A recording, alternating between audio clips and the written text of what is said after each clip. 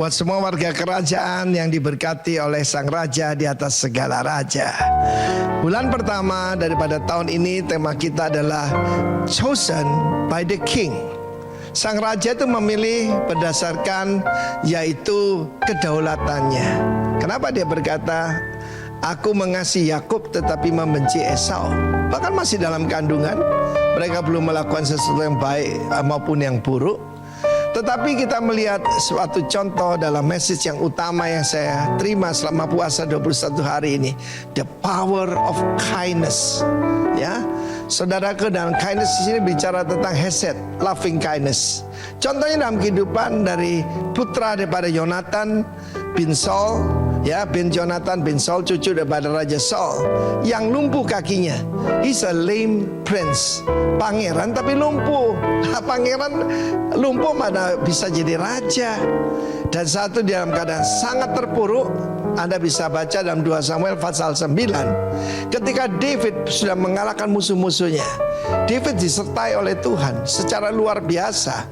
Bahkan saudaraku, apa yang tidak bisa diselesaikan oleh Yosua, begitu masih banyak, yaitu Edom masih melawan dan sebagainya, maka diselesaikan oleh David bahkan sampai sungai Efrat, yaitu Irak, yang dikenal sekarang the Greater Israel. Saudara boleh ketik Greater Israel di Google dan saudara melihat rencana Tuhan untuk kerajaan daripada David.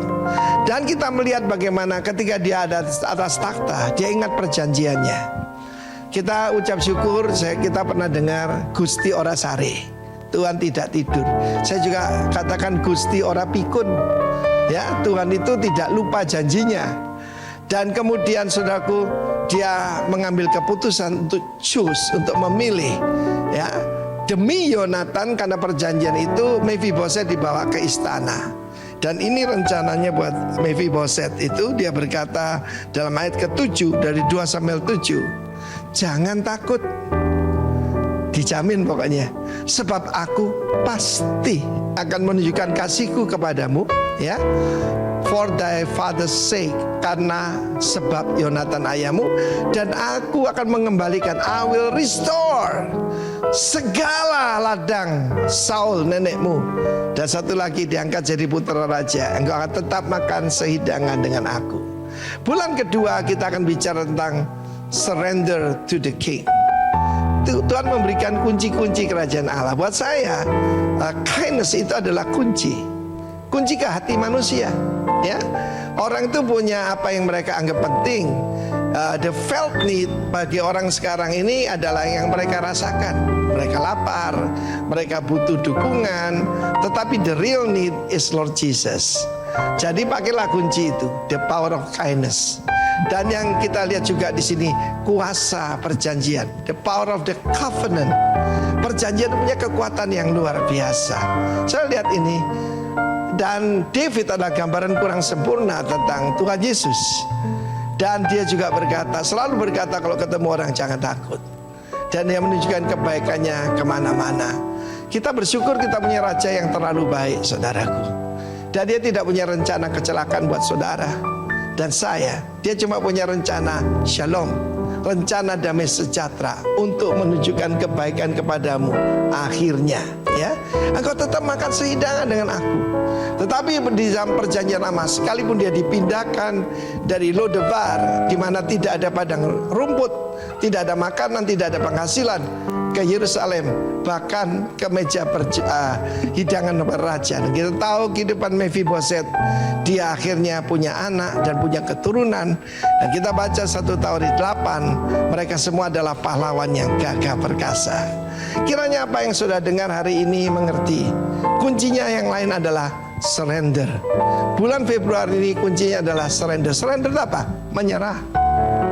Ketika kita mengangkat tangan, ya, yang kita toda itu mengucap syukur, mengangkat tangan, artinya kita surrender, ya. Angkat tanganmu. Ketika kita angkat tangan, menyerahkan semuanya pada Sang Raja, seperti yang lakukan Mephiboset. Kenapa engkau peduli dengan aku, anjing mati seperti aku? Tuhan tidak pandang kita sebagai anjing mati. We are the chosen generation. Kita adalah bangsa pilihan. Tuhan memberkati kita semua. Hope in the King. Haleluya. Amin. Shalom. Shalom orang kerajaan Allah yang diberkati Tuhan. Saya percaya sampai hari ini Tuhan menyertai saudara dan saya. Amin. Ini bulan yang baru dan saya percaya anugerah pun yang terbaru atas kehidupan kita hari ini. Saja kita berdiri sama-sama, kita sedang mengucap syukur kepada Tuhan. Syukur pada Tuhan yang besar dan hidup. Katakan terima kasih buat Tuhan yang besar. Terima kasih Bapa. Bersyukur di hari ini karena Engkau sungguh amat baik bagi kami. Kami masuk di bulan yang baru, itu semua karena anugerah-Mu bagi kami Tuhan. Dan kami berkata Engkau terbaik bagi kami Tuhan. Engkau sungguh terbaik bagi kami Bapa. Karena itu kami datang untuk memuji menyembah Engkau Tuhan, Allah yang besar, Allah yang hidup. Haleluya. Oh, the Lord is good. Oh, the Lord is good. Oh, the Lord is good, and His mercy endureth forever. Oh, the Lord is good. Oh, the Lord is good. Oh, the Lord is good, and His mercy endureth. Lebih lagi, oh, the Lord is good. Oh, the Lord is good. Sing for the Lord is good. Oh, the Lord is good. Yes. Oh, the Lord is good, and His mercy endureth forever. Oh, the Lord is good. Oh, the Lord is good. Oh, the Lord is good, and His mercy endureth forever. Biarlah segala yang bernafas memuji Tuhan. Haleluya. Yeay. Terima kasih buat anugerah-Mu.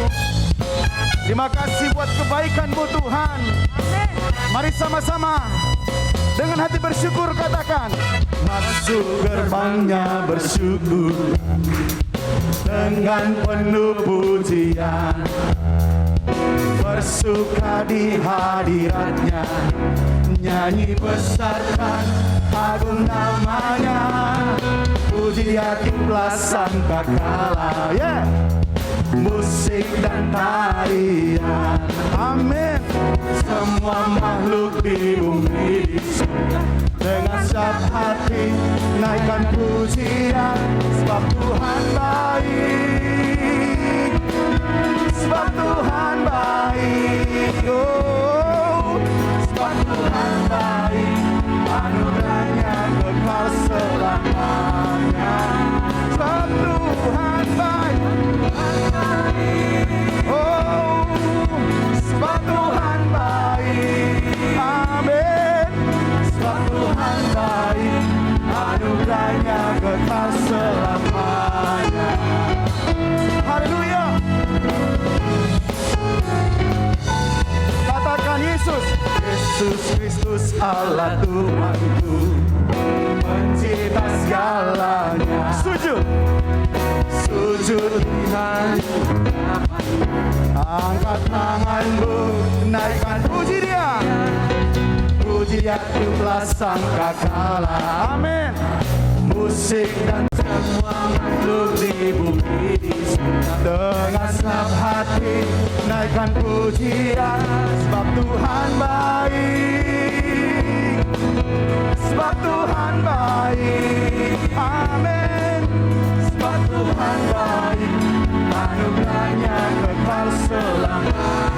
Sebab Tuhan baik, sebab Tuhan baik, sebab Tuhan baik. Oh, oh.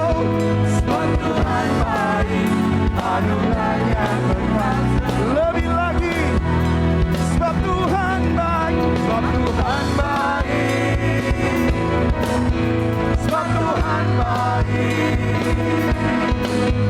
sebab Tuhan baik, anugerahnya kekal selamanya. Oh, sebab Tuhan baik, Tuhan baik, haleluya. Oh, sebab Tuhan baik, anugerahnya kekal selamanya. Sebab Tuhan baik, anugerahnya kekal, anugerahnya kekal selamanya. Terima kasih Tuhan.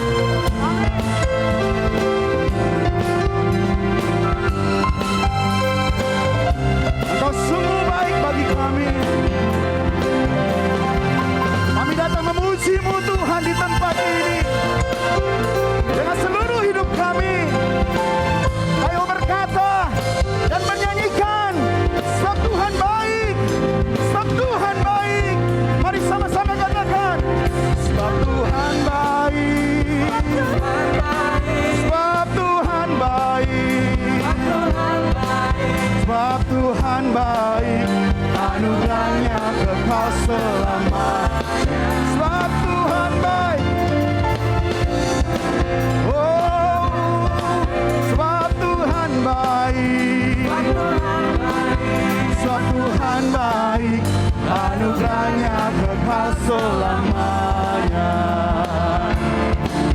Sebab Tuhan baik, anugerahnya kekal selamanya. Sekali lagi katakan, sebab Tuhan baik, anugerahnya kekal selamanya. Amin.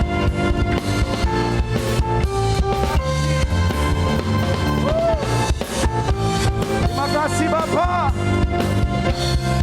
Mari yang bersyukur, katakan amin. Terima kasih buat kebaikan-Mu Tuhan. Terima kasih buat kasih-Mu Bapa. Karena kami tahu kami ada hari ini itu karena Tuhan.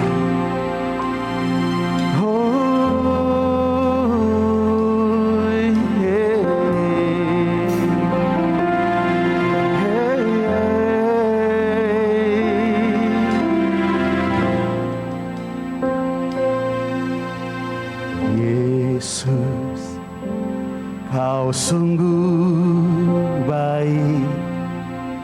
Yesus, nama-Mu indah. Yesus, ku cinta Kau selalu. Ku tinggikan, ku agungkan selamanya.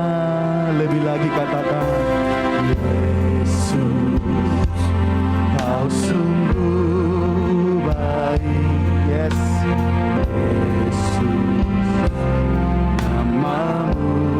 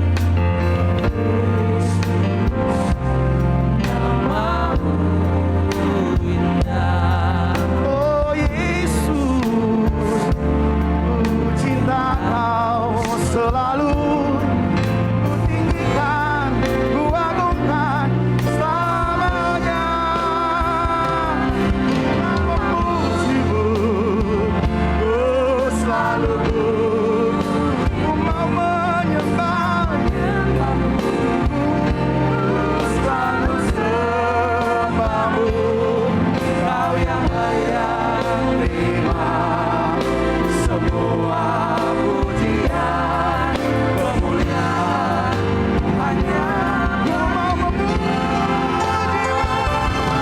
mau memujimu, ku selalu ku mau menyembahmu, ku selalu sembahmu. Kau yang layak terima semua pujian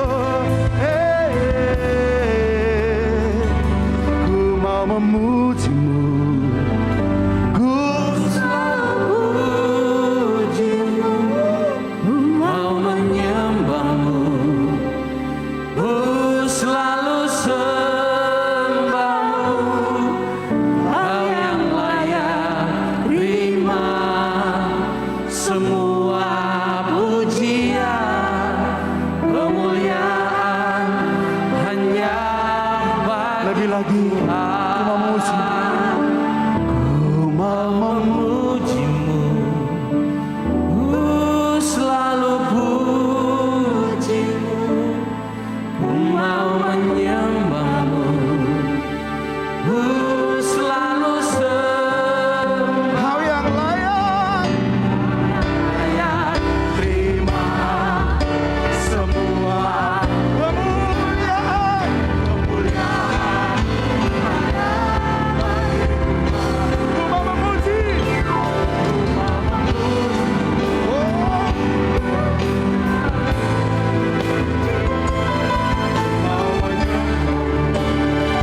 ku selalu sembahmu, Kau yang layak terima semua pujian, kemuliaan hanya bagi Tuhan. Kau yang layak terima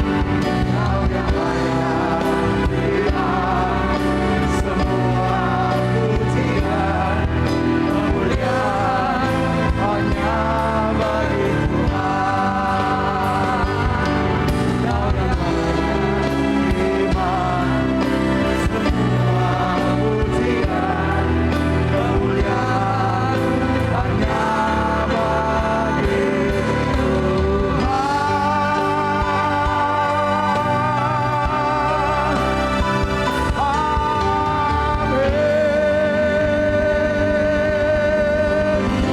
Berikan sorak-sorai bagi Allah kita. Segala kemuliaan bagi Tuhan, segala hormat bagi Tuhan, glory bagi-Mu. Haleluya.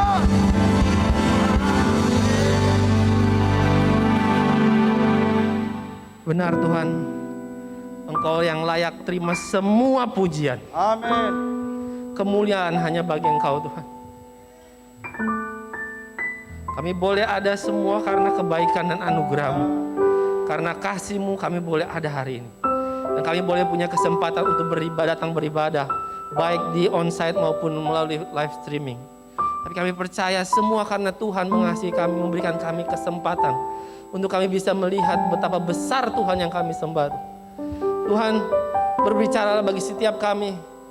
Pakai hamba-Mu untuk berbicara. Setiap kata yang keluar datang daripada-Mu. Biarlah nama Tuhan yang selalu dipermuliakan. Dan nama Tuhan yang selalu ditinggikan dari setiap firman yang keluar. Dan biarlah firman itu keluar menjadi benih yang baik. Benih yang tumbuh subur di hati yang subur, yang menerima dengan baik. Sehingga berbuah lebat. Dan buahnya dinikmati oleh banyak orang. Dan buahnya dinamakan kemuliaan Tuhan. Orang bisa menikmati kemuliaan Tuhan dari kehidupan setiap kami. Orang bisa menikmati dari karakter ilahi dari setiap kehidupan kami.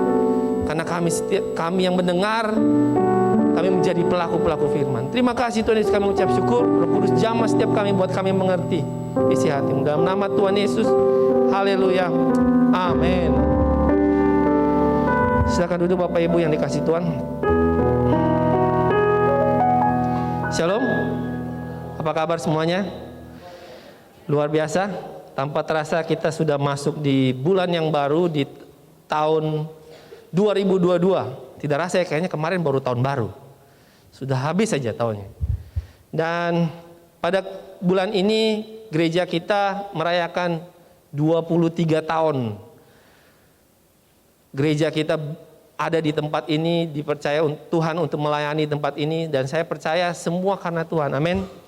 Dan kalau Bapak Ibu baca tema kita di Rock, tema kita yaitu Surrender to the King. Tetapi tema kita HUT di bulan ini yaitu Discipleship.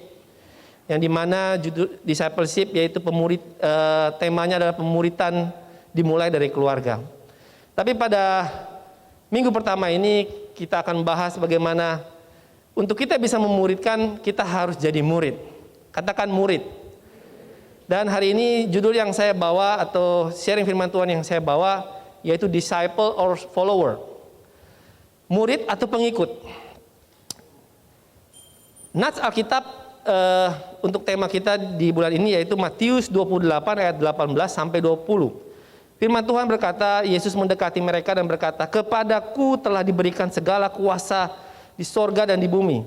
Karena itu, pergilah jadikanlah semua bangsa muridku dan baptislah mereka dalam nama Bapa dan Anak dan Roh Kudus, dan ajarlah mereka melakukan segala sesuatu yang kuperintahkan kepadamu, dan ketahuilah aku menyertai kamu senantiasa sampai dengan akhir zaman." Seberapa dari kita sering baca firman Tuhan ini? Ini firman Tuhan apa sih? Kalau mungkin Bapak Ibu orang Kristen pasti tahu ini firmannya, istilahnya apa nih? Amanat agung, betul ya? Di mana setiap orang yang menjadi pengikut Kristus, orang yang menjadi murid Kristus, dia harus punya tugas untuk memuridkan. Supaya setiap orang bisa mengenal siapa Tuhan yang kita sembah. Setiap orang bisa hidup layak bersama-sama dengan Tuhan di kerajaan Allah. Banyak orang membaca firman Tuhan ini, dulu pun saya membaca firman Tuhan ini, saya selalu berpikir, melakukan ini, yang penting saya jadi orang Kristen, terus saya membagikan firman, selesai. Ternyata ketika saya mempelajari dan saya merenungkan, untuk menjadikan seorang murid bukan hal yang mudah. Saya tahu betul ibu-ibu yang di sini menjadi guru waktu zaman COVID. Coba ibu-ibu angkat tangan. Ada ya? Waktu anaknya sekolah online. Bagaimana rasanya jadi ibu guru dadakan? Pusing tidak? Pusing luar biasa. Yang tadinya nggak ngajar tiba-tiba mesti ngajar. Mau nggak mau otak kita mesti di-refresh kembali ke zaman dahulu cara kita belajar. Betul atau tidak? Bukanlah hal yang mudah. Tetapi untuk bisa memuridkan, kita harus menjadi murid. Betul atau tidak? Kalau ibu-ibu dulu bisa ngajar anak-anak karena ibu-ibu dulu atau bapak-bapak dulu pernah belajar jadi murid. Nah, yang hari ini saya mau bahas, kita harus tahu bahwa kebanyakan orang Kristen atau orang percaya, mereka berpikir bahwa mereka percaya, mereka sudah jadi murid. Dulu pun saya berpikir seperti itu. Tetapi kenyataannya berbeda. Murid itu bukan cuma asal percaya. Murid itu lebih daripada itu. Itu sebabnya hari ini saya punya pertanyaan buat kita semua. Apakah saya murid ataukah saya pengikut? Pertanyaan ini harus kita renungkan. Catat pertanyaan ini dan direnungkan. Mari kita buka di Lukas 5 ayat 1 sampai dengan 11. Lukas 5 ayat 1 sampai dengan 11. Judul perikop firman Tuhan ini tulisnya penjala ikan menjadi penjala manusia. Kalau saya nggak akan baca semuanya, saya baca cerita kurang lebih kronologisnya. Jadi Yesus waktu itu lagi menceritakan tentang firman Tuhan dan diikuti oleh banyak orang. Mereka ikut Yesus ke Danau Genesaret. Sampai di Danau Genesaret sana, Yesus lihat perahu, Yesus naik ke perahunya Simon. Dia bilang, tolong ke tengah sedikit. Dari perahunya Simon, Yesus berkhotbah buat orang-orang yang tadi mengikut dia. Tapi yang menariknya, setelah itu Yesus suruh Simon pergi ke lebih dalam, tempat yang lebih dalam. Terus buang jala. Terus Simon bilang, loh guru, kita ini sudah berhari-hari tapi nggak dapat apa-apa. Nggak mungkin, tapi karena dia diperintahin, mungkin kalau saya mungkin tanda kutip, mungkin kapalnya disewa lah. Ya ikut aja deh, ini maunya dia. Waktu dia lempar jala, dan kita tahu ceritanya, jalanya penuh sampai hampir koyak. Kalau kita baca dalam firman Tuhan ini, di ayat 8, ketika Simon Petrus melihat hal itu, ia pun tersungkur depan Yesus dan berkata, Tuhan pergilah daripadaku karena aku ini orang berdosa.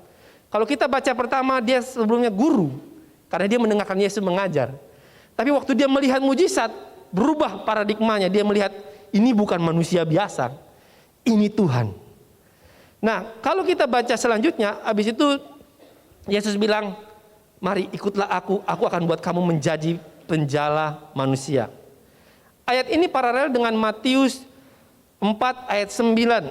Sorry, kita buka Matius 4 ayat 18 sampai dengan 22, di mana Yesus memanggil murid-muridnya pertama.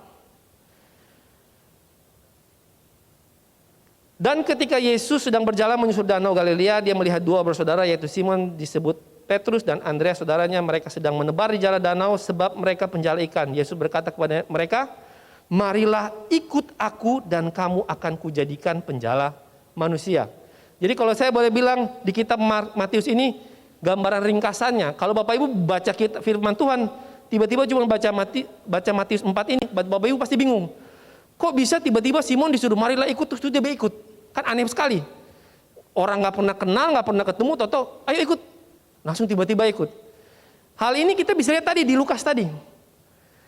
Simon bukan tiba-tiba langsung main ikut aja. Dia melihat dan dia mengalami Tuhan. Itu kenapa dia ambil keputusan untuk mengikut. Tapi yang saya mau kita pelajarin hari ini adalah tadi pertanyaan tadi, apakah saya murid ataukah saya pengikut? Nah, sekarang dari firman Tuhan di Matius 4 ayat 19, Yesus berkata kepada mereka, mari ikutlah aku dan kamu akan kujadikan penjala manusia. Dari ayat ini kita bisa melihat, mengukur apakah kita sebenarnya murid atau kita pengikut. Selama ini kita bilang, saya murid Yesus. Tapi mari kita tes. Waktu Yesus panggil, mari. Itu firman Tuhan bilang, mari, ikutlah aku, dan kamu akan kujadikan penjala apa? Manusia. Level pertama, kata mari. Mari itu berbicara tentang kesempatan.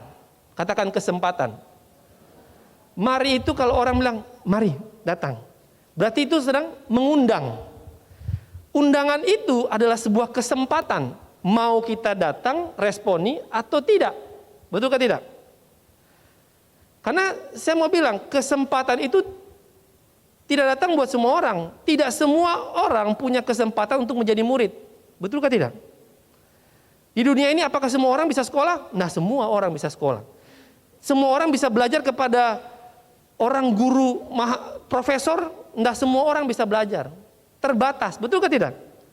Sama halnya, saya mau kasih tahu, kesempatan itu datang cuma-cuma, tapi kesempatan itu datang cuma satu kali. Mari yang Tuhan mau bicarakan ini, kenapa saya bilang sebuah kesempatan? Kalau saudara lihat di Lukas 5 ayat 10 tadi, firman Tuhan bilang, pada suatu kali Yesus berdiri di pantai Genesaret, sedang orang banyak mengurumuni dia hendak mendengarkan firman Tuhan. Jadi sebelum Yesus panggil murid-muridnya, Yesus itu diikutin banyak orang. Sebelum murid-murid itu ketemu. Dan kalau kita pahami, Simon Petrus tuh nggak ada kepikiran tentang Yesus sama sekali. Dia lagi mikirin dia punya jala. Dia lagi mikirin penghidupannya. Tapi Yesus datang diikuti banyak orang yang mau mendengarkan firman Tuhan. Kalau secara logika, kenapa nggak Yesus pilih dari banyak orang yang mengikut dia untuk menjadi murid? Pernah berpikir itu enggak? Pernah merenungkan itu enggak? Tapi lucunya Yesus pilih Simon Petrus yang entah dari mana. Dia juga bingung, saya lagi jalan tiba-tiba, wah kok saya dipilih? Intinya kurang lebih begitu. Kesempatan dari sekian banyak orang, Simon Petrus dan teman-temannya itu yang dipilih jadi murid pertama kali. Padahal banyak orang loh. Firman Tuhan bilang, sedang orang banyak mengurumuni dia. Jadi bukan orang sedikit, banyak orang. Sampai saking banyaknya, dia naik perahu untuk khotbah dari danau. Jadi kalau misalnya orang ikut ke danau Sentani gitu, karena saking banyak penuh, desak-desakan, akhirnya dia naik kapal supaya dia mundur sedikit, baru dia bisa kelihatan orang dari pinggir pantai. Kurang lebih begitulah gambarannya. Tapi lucunya Tuhan nggak pilih orang dari sebanyak orang itu, tapi Tuhan pilih Simon Petrus yang tadi naik kapal, yang dia nggak kepikiran juga dia akan jadi murid. Jadi saya mau kasih tahu bahwa pertanyaan yang tadi saya bilang, apakah kita murid? Apakah kita ukuran kita murid? Apakah kita sudah meresponin undangannya Tuhan dengan benar? Jangan sampai hari-hari ini kita lupa responi dengan benar. Panggilan Tuhan untuk kita menjadi murid. Karena saya boleh bilang, level ini adalah level yang paling sederhana, paling gampang lah. Hampir semua orang bisa ngikut nggak? Datang, bisa datang. Kalau diundang mah datang aja. Tapi kita akan lihat ke level berikutnya. Level berikut katanya tadi apa? Ikutlah aku. Ikutlah aku ini berbicara tentang pilihan. Katakan pilihan. Ikutlah aku ini kalau kita baca bahasa Inggris dari New English Translation, dia bilang be disciple, jadilah murid. Bukan ikutlah, tapi come on, be disciple, jadilah murid. Jadi langsung jelas sekali itu bilang, jadilah murid. Kalau ini ikutlah aku. Bapak Ibu, kata murid di dalam bahasa Yunani yaitu matetes, yang artinya murid. Nah, kalau kita pahami kata murid yang pada zaman Yesus, bukanlah murid seperti murid sekolah yang kita hadapin hari ini. Murid zaman dulu itu seperti muridnya Aristoteles, para filosof Plato. Muridnya itu yang dimana mereka murid mengikuti gurunya setiap hari kemanapun gurunya pergi. Gurunya mengajar, gurunya makan, gurunya tidur, mereka tidur sama-sama, mereka makan sama-sama. Jadi murid yang dimaksud ikutnya dia, ikutlah aku itu, kita menjadi serupa seperti guru kita. Kita mengikuti apa gaya guru kita punya cara. Guru kita kalau makan pakai tangan kiri, mungkin kita ikut makan pakai tangan kiri. Jadi gambaran yang Yesus mau kasih tahu bahwa murid itu bukan masalah percaya. Murid itu harus benar-benar sama mengikuti apa yang dilakukan. Kenapa saya bilang gini? Banyak orang bilang, saya orang percaya, saya adalah murid. Ini bukti bahwa orang percaya belum tentu murid. Kita buka Yohanes 8 ayat 31. Yohanes 8 ayat 31 firman Tuhan berkata, maka katanya kepada orang Yahudi yang apa? Yang apa? Yang percaya kepada siapa? Kepadanya, nya kecil atau nya besar? Nya besar berarti Yesus. Kalau kita baca di handphone digital tulisannya pasti merah. Dia bilang, firman Tuhan bilang, jikalau kamu tetap dalam firmanku, kamu benar-benar adalah muridku. Kalau kata benar diulangin 2 kali, berarti itu sudah paling benar sudah. Sudah tidak ada lawan lagi. Betul kan tidak? Jadi orang Yahudi yang percaya itu belum tentu dia jadi murid. Dia cuma baru percaya. Tuhan mau kita menjadi murid itu mengikuti apa yang menjadi firman-Nya. Kita mengikuti apa yang menjadi isi dalam Alkitab. Apa yang kita baca itu kita hidupin. Itu yang Tuhan mau. Itu yang baru dikatakan murid. Seringkali kita bilang murid, tapi kita jauh dari apa yang kebenaran firman Tuhan ajar kita untuk lakukan. Kita lebih cenderung melakukan apa yang menjadi keinginan kita, bukan menjadi kehendak Tuhan. Karena firman Tuhan adalah kehendak Tuhan yang nyata bagi kehidupan kita. Pilihan ada di tangan kita, maukah kita ikut? Tuhan mengingatkan kita bahwa setiap kita punya pilihan. Tuhan ajak, ikutlah aku. Mari jadilah murid. Kalau tadi level pertama, ajakan undangan banyak orang. Di level kedua ini sedikit orang. Pertanyaan buat kita, sudahkah kita ikut Yesus? Sudahkah kita ikut firman-Nya? Sudahkah kita menghidupi kebenaran firman-Nya? Itu jadi ukuran kita loh. Sudahkah kita jadi murid? Apakah kita murid atau kita cuma ikut? Kalau kita cuma ikut, kita cuma baca firman, ikutin kegiatan rutin, datang ibadah, baca firman, ikut renungan setiap hari, sudah begitu saja. Tapi kehidupan yang Tuhan mau sebagai murid bukan itu. Menghidupi apa yang Yesus hidupi. Apa yang Yesus hidupi? Ada dalam kebenaran firman Tuhan.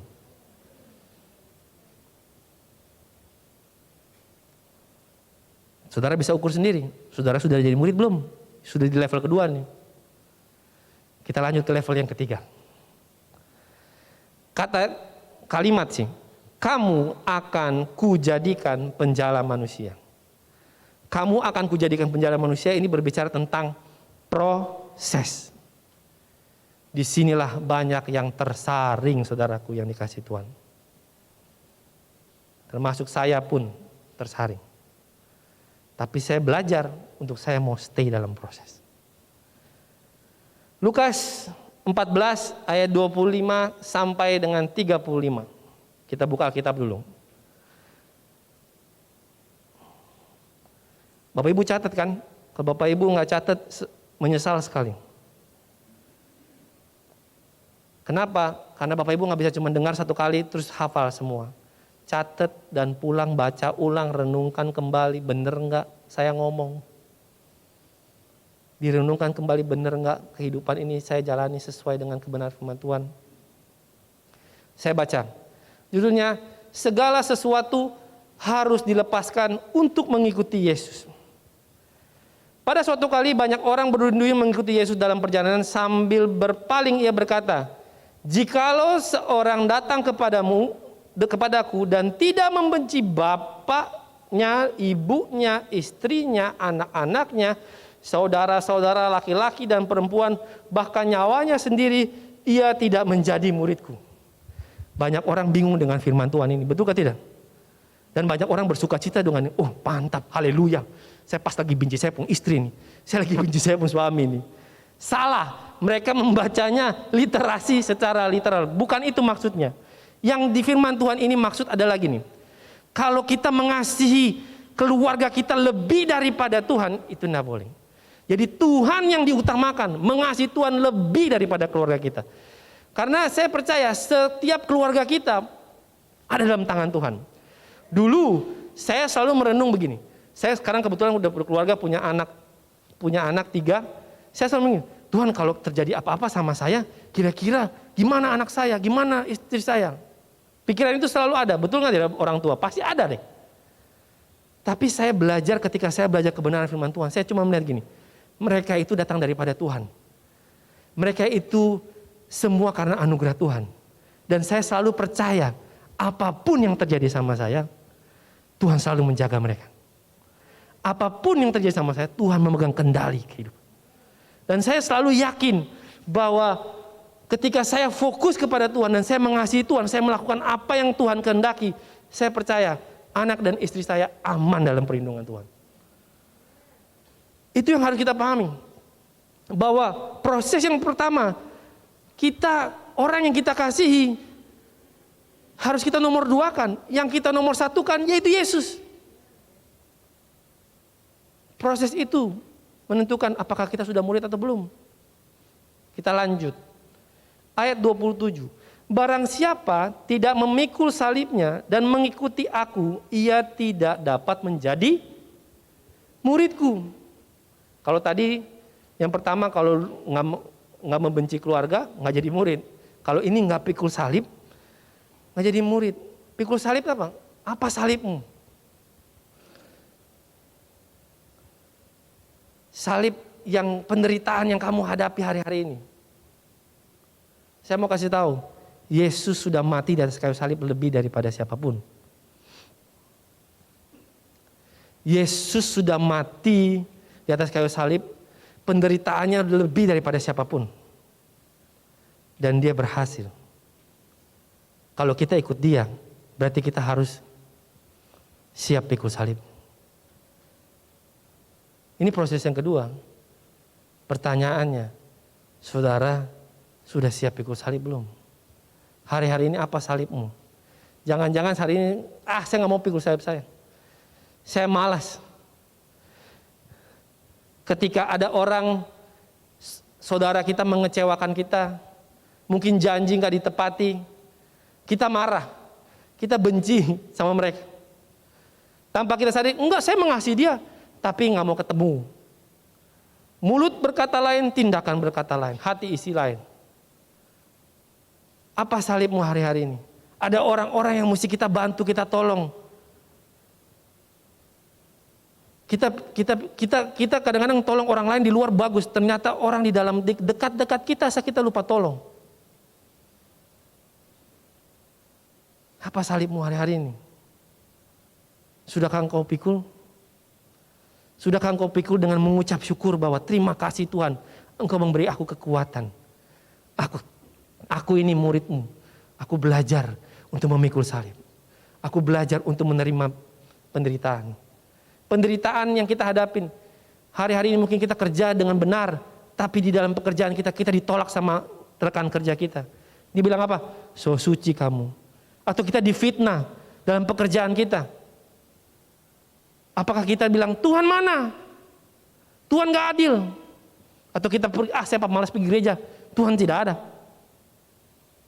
Pertanyaannya itu harus kita jawab masing-masing dalam diri kita. Suami saya tidak seperti saya harapkan. Istri saya, aduh apalagi. Itu salib kita. Apakah kita sudah pikul? Apakah kita sudah ucapkan syukur? Bahwa semua yang kita punya cuma karena Tuhan. Yang memampukan kita untuk memikul salib itu cuma Kristus. Belajar dari mana? Belajar melihat apa yang Yesus lakukan.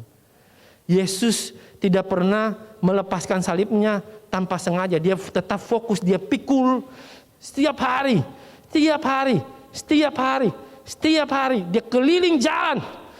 Dia jalan terus dengan segenap tenaga yang dia punya. Cuma buat mati di atas kayu salib. Buat saudara dan saya. Buat menyatakan bahwa dia mengasihi saudara dan saya. Kalau saudara hidup tidak memikul salib dan tidak menyatakan kasih Yesus, apakah saudara bisa dikatakan seorang murid? Saudara jawab sendiri.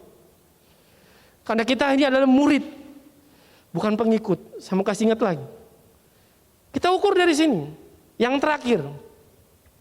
Sebab siapakah di antara kamu yang kalau mendirikan sebuah menara tidak duduk dahulu membuat anggaran biayanya, kalau cukup uangnya untuk menyelesaikan pekerjaan itu, supaya jikalau ia sudah meletakkan dasarnya dan tidak dapat menyelesaikan, jangan-jangan semua orang melihatnya dan mengejeknya. Sebab sambil berkata orang itu mulai mendirikan, tetapi ia tidak dapat sanggup menyelesaikan.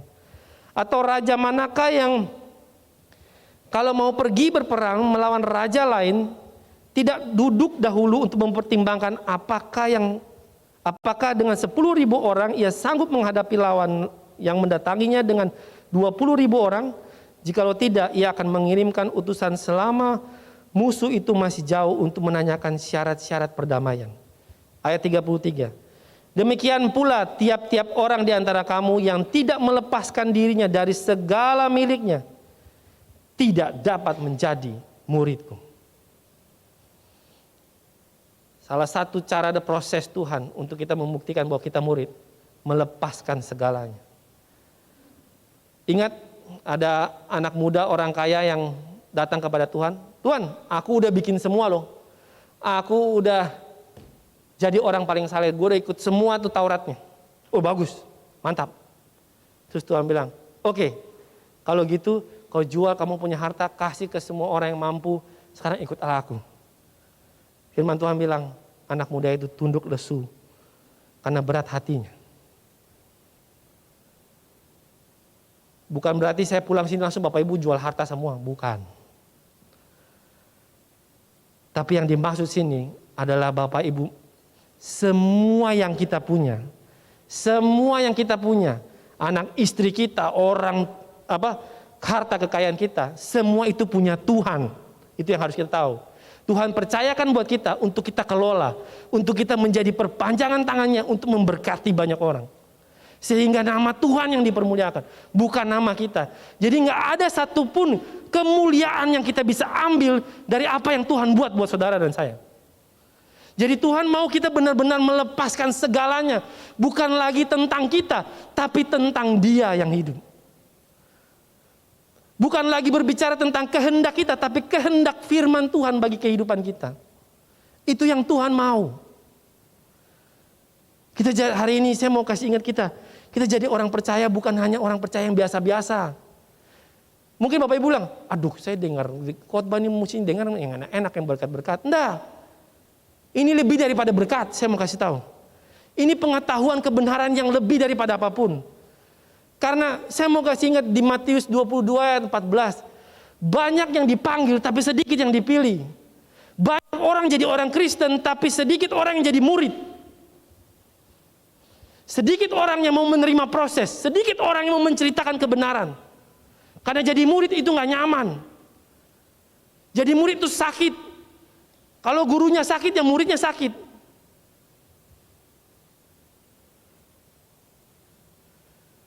Saudaraku, kebenaran firman Tuhan ini buat saya waktu saya renungkan, ini pelajaran luar biasa buat saya. Saya langsung bertanya, apakah saya murid? Ataukah selama ini saya cuma pengikut?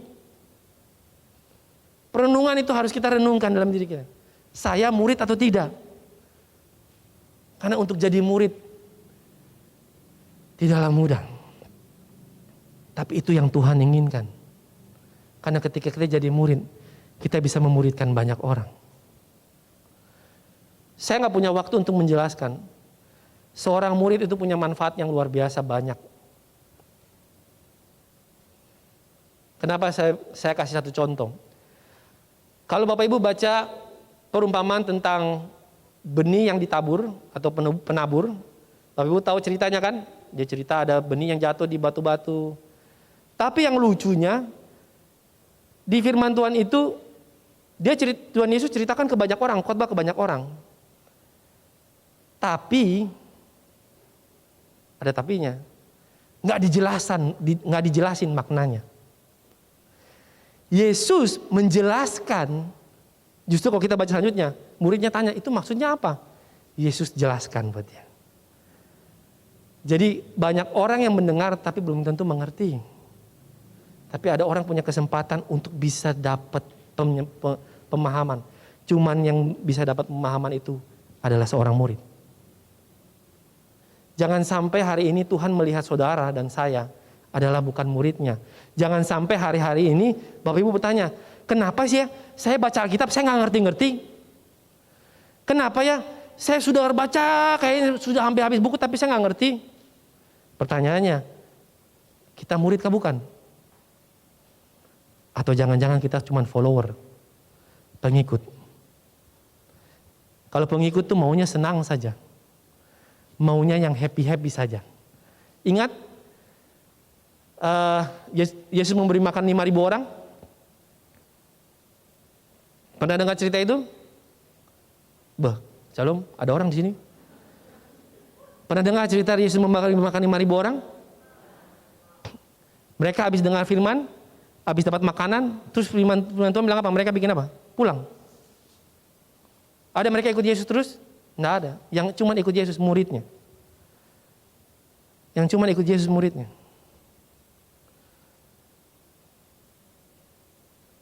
Jangan sampai kita jadi orang percaya datang ke gereja cuma mau berkat, terus pulang. Mau kasih kenyang perut saja. Makanya firman Tuhan bilang, kerajaan Allah bukan tentang makan dan minum.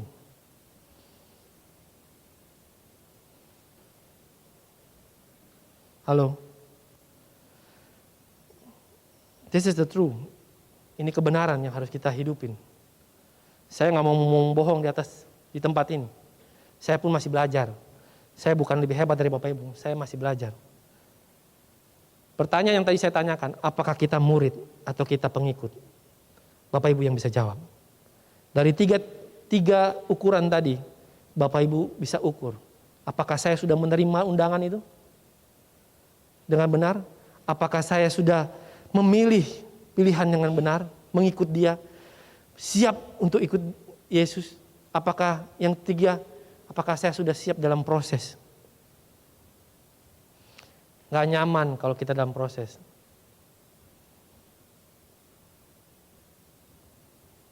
Untuk bisa ngikut Dia, seperti tadi Simon Petrus, dia rubah dia punya paradigma. Dia melihat Tuhan yang tadinya guru dia sebut, dia rubah bahwa ini Tuhan yang hidup. Tuhan yang memegang kendali. Makanya waktu Yesus bilang, mari ikutlah aku. Aku buat engkau menjadi penjala manusia. Karena dia lihat apa? Dia lihat kenyataan bahwa Tuhan dengan kuasanya, dia bukan jala ikan aja, ikan sampai jala mau koyak, apalagi jala manusia. Come on. Tuhan ini nggak main-main. Dan saya senang Tuhan pilih orang, bukan orang yang hebat. Simon bukan orang yang hebat, nelayan. Pasti latar belakang pendidikannya ya terbatas. Tapi Tuhan mau pilih. Sama seperti Tuhan mau pilih Simon, Petrus. Tuhan pilih kita semua. Tuhan pilih saudara dan saya. Pilihannya mau ikut atau tidak. Mau gak kita jadi murid? Atau kita cuma jadi pengikut yang tiap hari datang ibadah begitu saja. Pulang tidak tahu firman Tuhannya apa. Tapi kalau kita mau jadi murid, tiap hari tugas bikin apa? Pulang dari sini belajar lagi. Betulkah tidak? Tuhan bicara itu betulkah tidak? Saya sampaikan firman ini, setiap orang menangkapnya berbeda-beda. Dan setiap orang punya pergumulan berbeda-beda. Tapi saya percaya setiap orang kalau dengan hati yang benar menangkapnya, mengarahkan saudara kepada kebenaran firman Tuhan. Sehingga saya percaya kita akan menjadi seorang murid-murid yang luar biasa. Murid-murid yang menjadi jawaban bagi tengah-tengah dunia ini. Amin. Saya tutup dengan statement ini. Menjadi murid bukan sempurna dahulu. Tetapi untuk sempurna harus menjadi murid. Saya ulang lagi, menjadi murid bukanlah untuk sempurna dahulu, tetapi untuk sempurna harus menjadi murid. Amin. Mari kita berdoa. Bapa, hamba sudah selesai dengan firman-Mu. Ajar kami untuk kami mengerti bahwa kehidupan kami yang kami jalanin, iman percaya kami, mengarahkan kami untuk kami menjadi murid. Murid yang siap untuk berkorban, siap untuk memikul salib kami. Siap untuk berproses, siap meninggalkan segalanya hanya untuk melihat Tuhan yang sembahyang hidup. Terima kasih Tuhan, kami mengucap syukur untuk kebenaran firman-Mu. Ajar setiap kami lebih lagi, sehingga pulang dari tempat ini, di rumah kami merenungkan kembali. Engkau bukakan kami dengan hal-hal yang baru, sehingga semakin hari kami menjadi serupa segambar dengan Engkau. Terima kasih Tuhan Yesus. Roh Kudus jamah setiap kami, bantu setiap kami untuk kami mengerti. Dalam nama Tuhan Yesus kami mengucap syukur. Haleluya. Amin. Bapak Ibu, kita akan lakukan perjamuan. Apakah Bapak Ibu ada yang belum dapat anggur perjamuan? Kalau belum ada, boleh angkat tangannya. Nanti Asyar bisa membantu.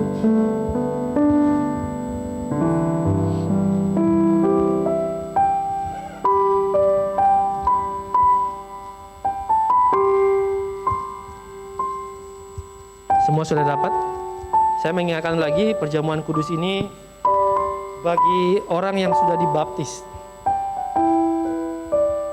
Karena perjamuan ini adalah sakral, bukan buat main-main. Jadi saya minta Bapak Ibu menghormati karya Yesus di atas kayu salib. Kita memperingati karyanya di atas kayu salib. Roti dan anggur melambangkan tubuh dan darah. Kalau semua sudah dapat, saya undang bangkit berdiri.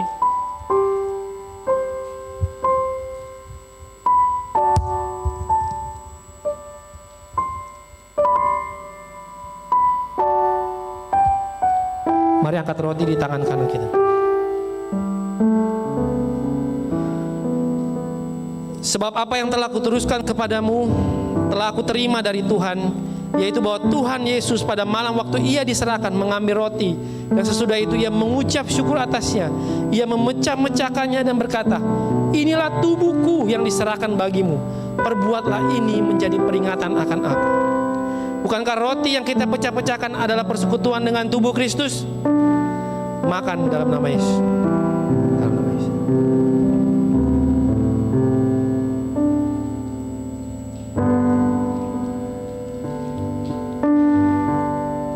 Mari angkat cawan tangan kanan kita. Demikian juga ia mengambil cawan sesudah makan, lalu berkata, cawan ini adalah perjanjian baru yang dimeteraikan oleh darah.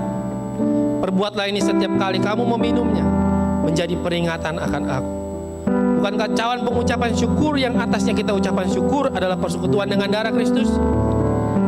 Minum dalam nama Yesus. Thank you Jesus. Ucapan syukur begitu.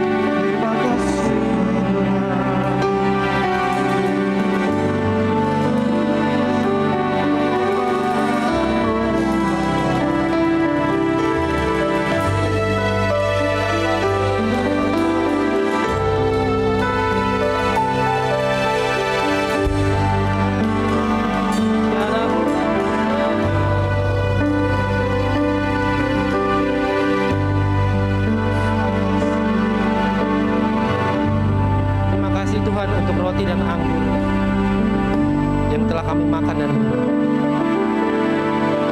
Kami memperingati karya salibmu di atas kayu salib. Kami mengucap syukur karena Engkau mati bagi kami. Karena Engkau memberikan kesempatan bagi kami untuk kami bisa hidup dan kami menjadi murid-murid-Mu, untuk menjadi terang dan garam bagi dunia ini, sehingga kerajaan Allah nyata di tengah-tengah dunia. Terima kasih Tuhan Yesus, kami mengucap syukur. Haleluya. Amin. Silakan duduk Bapak Ibu. Apakah ada Bapak Ibu yang baru pertama kali hadir di tempat ini untuk beribadah bersama kami? Boleh lambaikan tangan. Oh, shalom, selamat datang Pak. Selamat datang Ibu. Ada lagi?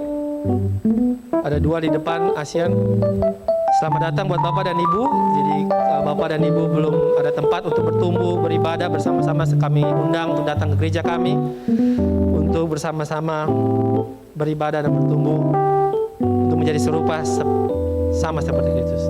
Selamat datang Pak dan Ibu. Oke, kita akan mendengarkan pengumuman. Silakan multimedia.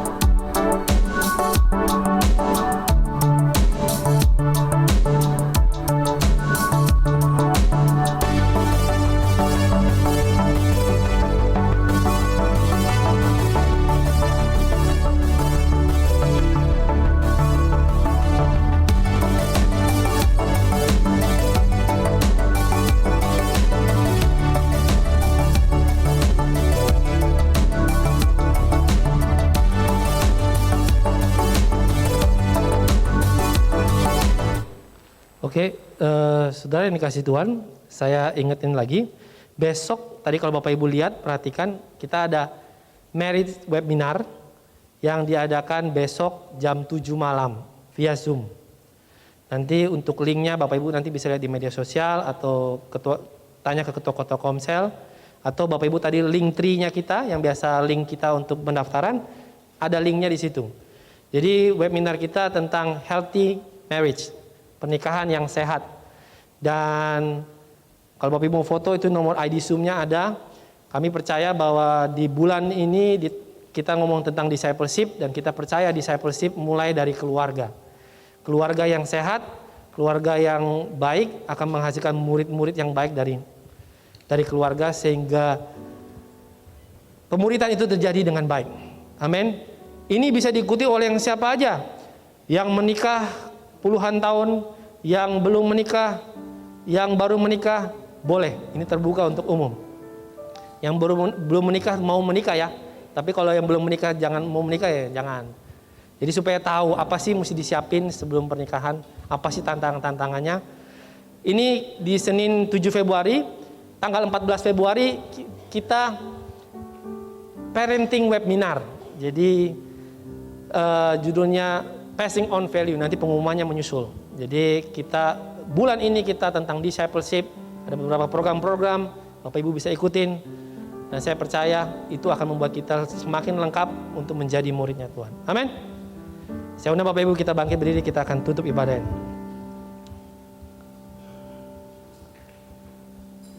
Mari kita berdoa. Terima kasih Tuhan Yesus, kami mengucap syukur. Kami sudah boleh beribadah di pagi hari yang indah ini. Kami sudah boleh menikmati kasih-Mu, kami sudah boleh menikmati karunia-Mu, kami boleh menikmati apa yang Tuhan buat hari ini buat kami. Terima kasih untuk firman-Mu, untuk mengingatkan kami, supaya kami menjadi seorang murid, bukan menjadi seorang pengikut. Kami berjalan menjadi murid mengikuti langkah Yesus. Sehingga setiap hari kami berjalan, kami menjadi serupa segambar dengan Engkau. Kami berdoa buat umat-Mu yang hari ini hadir, baik onsite maupun online, yang menghadapi pergumulan. Tuhan tahu tantangan mereka, Tuhan tahu pergumulan mereka. Tuhan menjadi jawaban atas kehidupan mereka. Tuhan bukakan jalan-jalan yang baru, pintu-pintu yang tertutup Tuhan bukakan. Jika mereka hidup takut akan Engkau, Tuhan jaga mereka dan janji Tuhan nyata bagi mereka, bahwa mereka akan hidup berhasil dan beruntung. Yang sakit Tuhan sembuhkan dalam nama Yesus, sehingga dalam kesembuhan yang mereka alami, mereka mengenal Tuhan yang mereka sembah. Mereka semakin kuat dalam proses yang mereka hadapi. Yang berbeban berat, yang letih lesu, Tuhan pulihkan semua, sehingga mereka bisa menikmati kebaikan Tuhan dan mereka bisa menceritakan setiap mereka hadir ada semua karena Tuhan. Berkati setiap tangan yang memberi, apa yang dikerjakan mereka berhasil, apa yang mereka mimpikan dan mereka harapkan jadi sesuai dengan kehendak. Dan biarlah nama-Mu Tuhan yang dipermuliakan dari setiap kehidupan mereka. Terima kasih Tuhan Yesus, kami mengucap syukur. Sama seperti Tuhan melindungi kami tiba, kami percaya pun Tuhan melindungi kami untuk kami pulang ke rumah masing-masing dan kami menghidupi kebenaran firman Tuhan. Mari jemaat angkat kedua tangan dan terimalah berkat daripada Tuhan. Diberkatilah engkau keluar masukmu. Apa yang engkau pakai, apa yang engkau perlukan, semua disediakan Tuhan. Setiap yang engkau kerjakan semua mendatangkan kebaikan dan kemuliaan bagi nama Tuhan.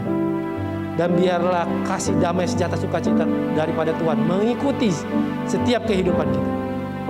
Diberkatilah engkau dalam nama Allah Bapa, Anak dan Roh Kudus, dalam nama Tuhan Yesus Kristus. Haleluya. Amin. Shalom, happy Sunday semua.